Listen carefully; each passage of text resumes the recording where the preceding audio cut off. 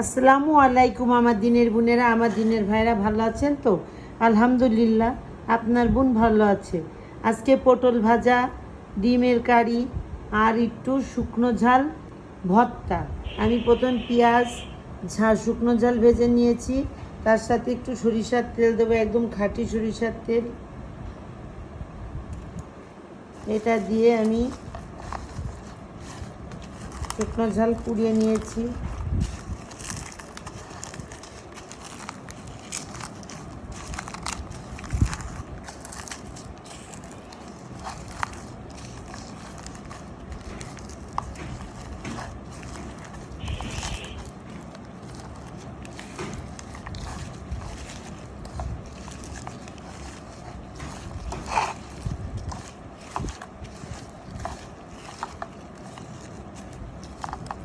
যদি আমার এই ভর্তাটা ভালো লেগে থাকে, ভালোবেসে থাকেন, লাইক কমেন্ট শেয়ার অবশ্যই করবেন। আল্লাহ হাফেজ।